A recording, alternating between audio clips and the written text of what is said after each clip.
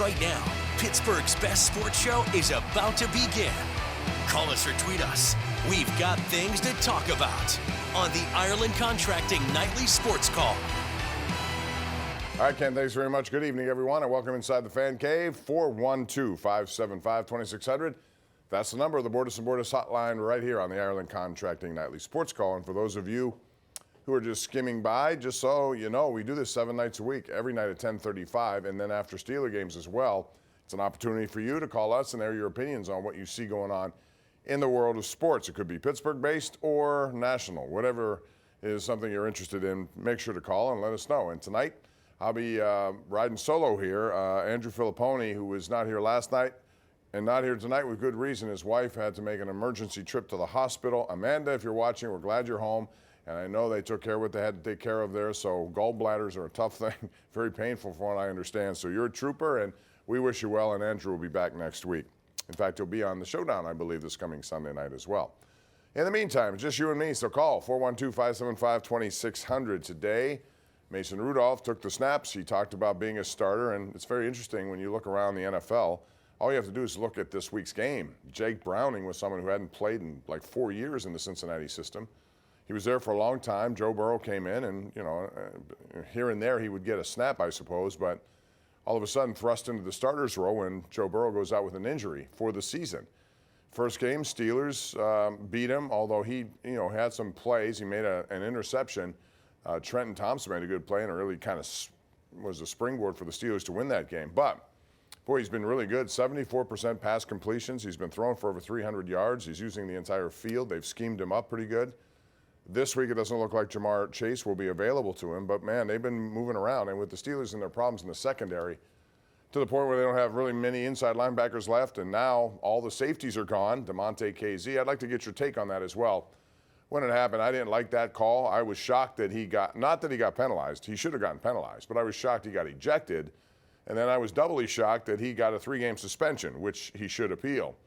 I don't know in a fast motion play like that you can do anything different than you're supposed to do. He's out there to try to make a play, dislodge the ball, and it just so happened that Michael Pittman Jr. had to extend for it, and it was just one of those bang-bang plays that happens in sports. There was no intent there, and I think that is part of this. You have to consider intent. He wasn't trying to do it. He was trying to break up a play.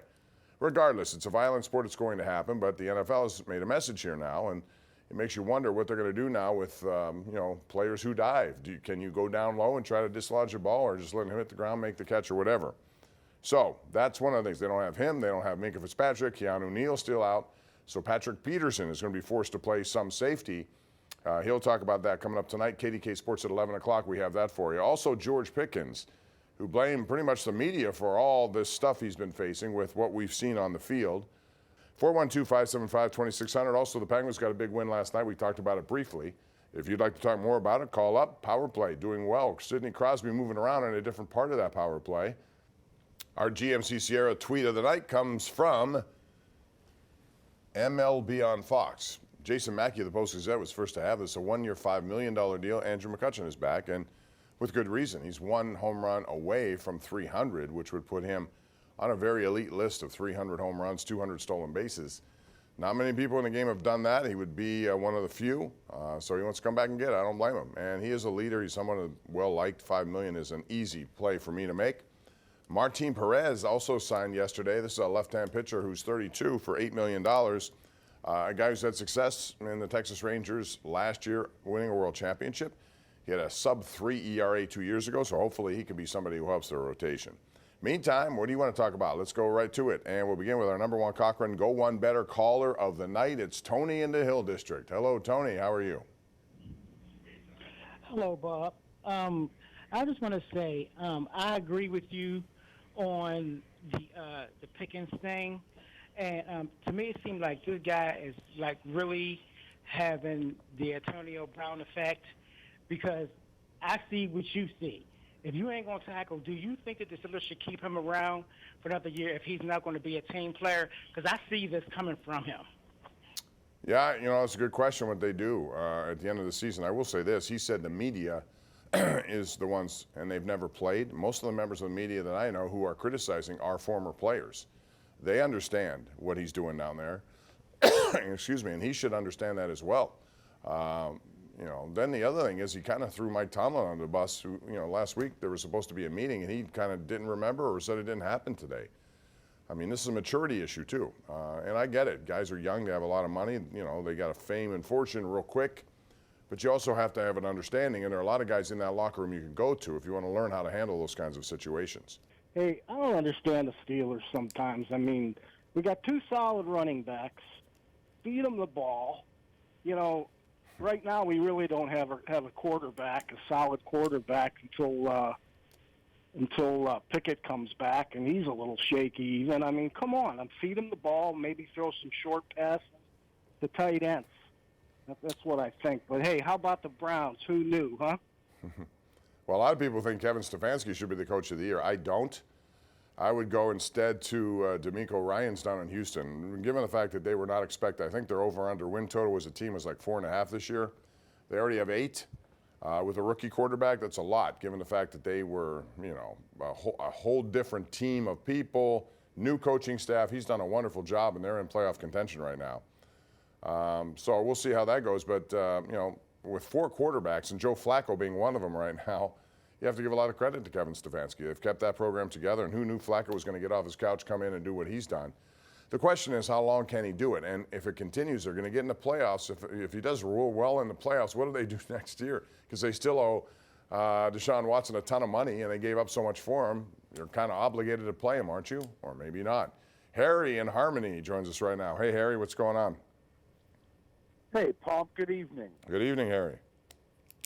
Hey, you're the best in the biz, and before I get to my question for you, I've got a programming idea. Instead of nightly sports call, you call the show Pomp and Circumstance. You like that one? Well, I prefer Pump and Ain't Easy. That's I got to do something with that more. But, yeah. No, it is the sports call. So you called. What do you want to talk about? Hey, Pomp, I want to know if you think that the Steelers should shop Pickens and Deontay Johnson in the offseason to a team like Kansas City or Dallas, and what you think they could get in return if you know, the national media hype on Pickens' talent could outweigh what we've seen here in town. You know, I'm sure there are going to be a lot of questions in this offseason regarding everything from coaching staff all the way down to players. You know, if these guys don't put up numbers and they're being questioned about their commitment, I don't know how much you can expect to get back in a trade. So I don't think there's a whole bunch there to get. I would rather see them, you know, become better players, work harder, and I also think, in their defense, a better offensive scheme would help them out as well, not just him, but Kenny Pickett. The other thing I would do is if I still had an opportunity in a position where I could get a quarterback again, I think it's the most important position on the field, so therefore, if I had a chance to draft one, I would. And I would probably go into next year with Pickett and that person and maybe some veteran and open things up and see what we got.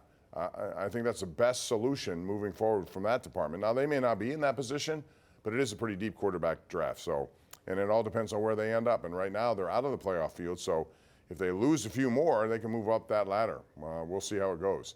Meantime, let's go to Matt in Harrisville. Matt, how you doing? Good, Bob. How you doing? Good. What's up? Hey, do you think Mike Tomlin is setting a precedent for George Pickens to work his way out of town by always asking, you know, for volunteers as opposed to hostages to get out of town by his comments recently?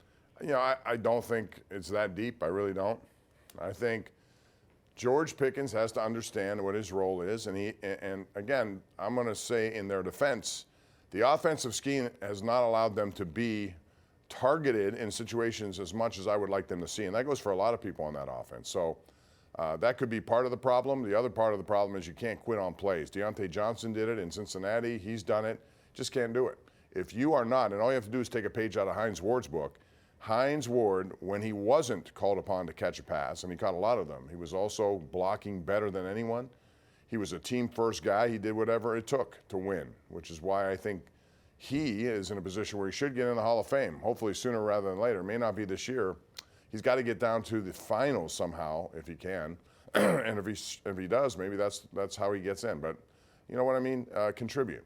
Just because you're not catching the ball doesn't mean you can't be a factor in a game. We're going to take a break. We got Sean. We got Fitz all coming up right here. It's the Ireland Contracting Nightly Sports Call right here live on KDKA+.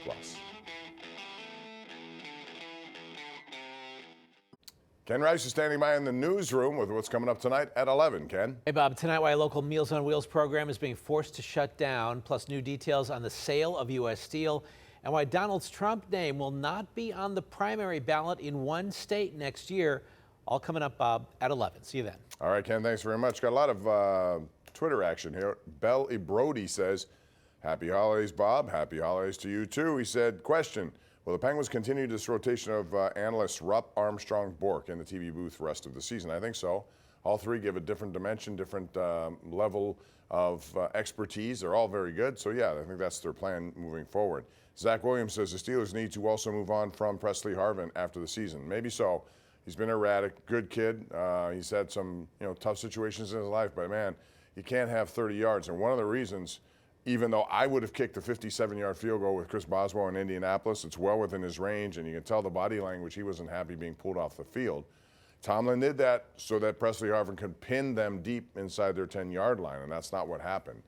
So that's that one. Also, Genomic says trade Watt for draft picks, free up cap space. This team is going nowhere.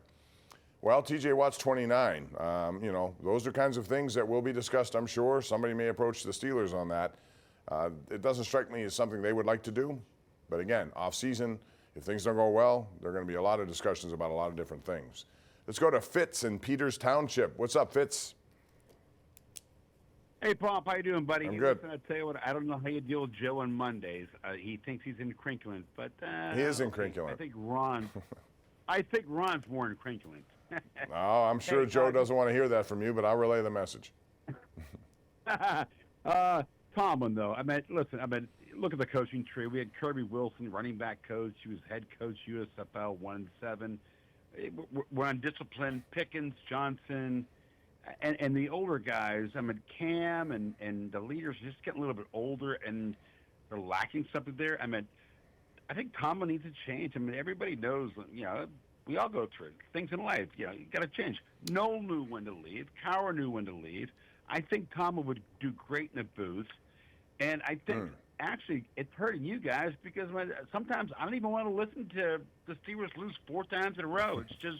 Well, first thing I can tell you, Fitz, I don't think he's ever going to get on television, even though there's a lot of money out there. I've told him, I think you can make a ton of money because he would be good at it. He still wants to coach. Now, if you're suggesting time has run out here, that could be one of the things that happens in this offseason.